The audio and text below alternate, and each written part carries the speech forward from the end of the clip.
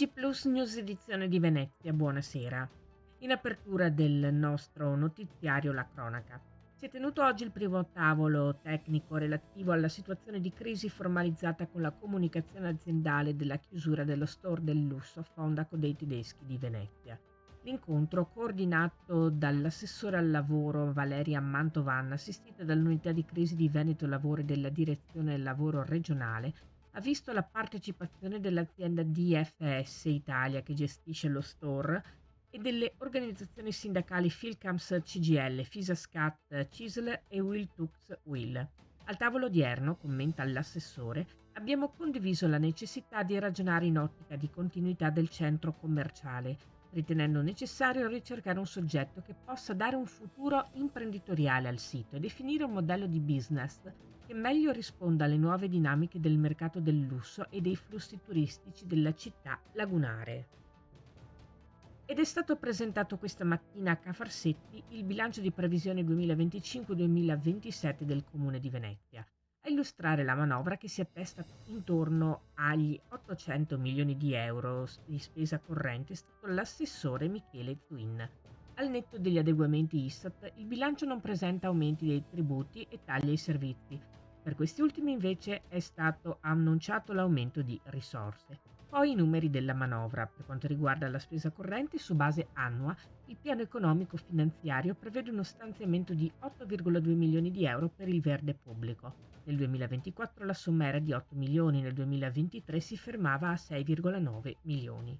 Sul fronte delle entrate è stato evidenziato l'impegno sul nodo Tari. Andiamo incontro ai cittadini e alle imprese, conferma l'assessore Twin, grazie agli introiti derivanti da due voci del turismo, circa 5,5 milioni di euro derivanti dall'imposta di soggiorno e 1 milione di euro dal contributo d'accesso.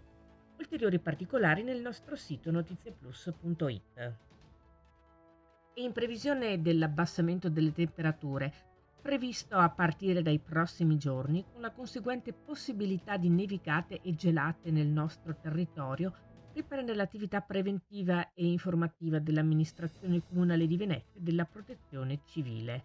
Qualora sia infatti prevista la possibilità di precipitazioni nevose e gelate, grazie al concorso di più enti e strutture, il Comune garantisce la sicurezza dei principali percorsi sia viari che pedonali, mediante spargimento di sale ed eventuale spazzamento della neve che dovesse accumularsi.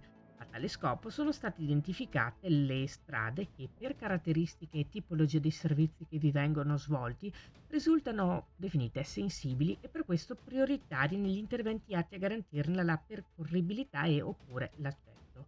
Ulteriori dettagli nel nostro sito notiziaplus.it. Ed ora lo sport con il calcio. Il Venezia Football Club comunica che in vista della partita contro il Lecce, valida per il turno numero 13 del campionato di Serie A e che sarà disputata allo stadio Penzo, lo store di Ca' Venezia resterà aperto anche lunedì 25 novembre con orario dalle 10 alle 13 e dalle 15 alle 18, mentre rimarrà chiuso martedì 26 novembre. Questa era la nostra ultima notizia. Grazie per averci seguiti. Arrivederci.